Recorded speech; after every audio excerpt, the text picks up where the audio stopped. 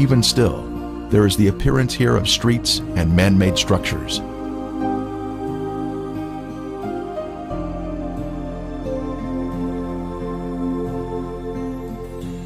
The whole land is brimstone, salt and burning. It is not sown, nor does it bear, nor does any grass grow there, like the overthrow of Sodom and Gomorrah, Admah and Zeboim, which the Lord overthrew in his anger and his wrath. Then the Lord rained brimstone and fire on Sodom and Gomorrah, from the Lord out of the heavens. Brimstone. Our first sample was found here, having been washed down from a higher location. This is the heavenly marker left behind, which proves the sites to be the real Sodom and Gomorrah. Ron Wyatt was the original discoverer of these cities in 1989, and he now describes the brimstone found here. Okay, we're down at Sodom and Gomorrah still. Right in front of you see some unusual looking spots on this, shall we say, layer of ash. It's not stone, it's ash. Now we'll move in for a close-up of this. And you can see that they're kind of circular shaped places. Now what we have found, and we'll move in a little closer here, is that inside each of these is sulfur. That is in most of them. Now the ones that do not have sulfur in them, and this one we just took a bunch of sulfur out and put it in our specimen bag. But the ones that don't have sulfur have a very black center where they have, where it's been very hot.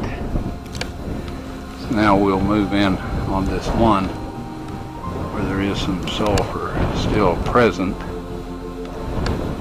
and back off just enough so you can see what we're up to here, and we'll go collect that sample in a bag.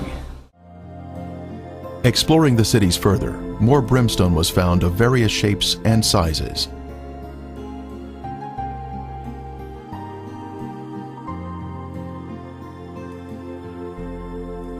Several samples had been washed down to areas below and were added to our growing collection.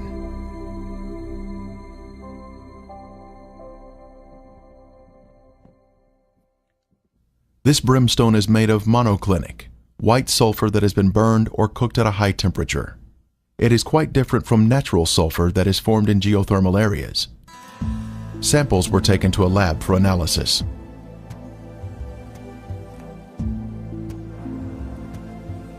Each specimen was carefully separated and prepared for testing, with the outer portion cast aside.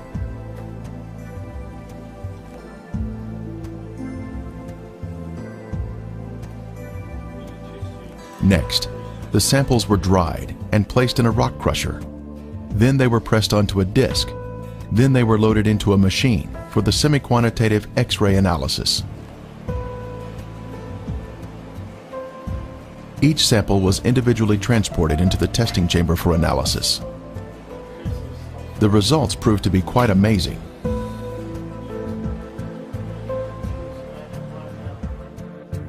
As the samples were found to be 98% pure sulfur, unlike any other sulfur found on Earth.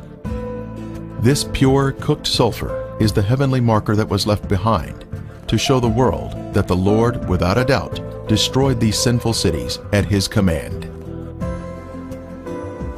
Critics have said that the sulfur is from volcanic activity, but that type of rhombic sulfur is only 40% sulfur and is of a crystalline form, unlike the white, compacted monoclinic form that is found in the Ashen cities today.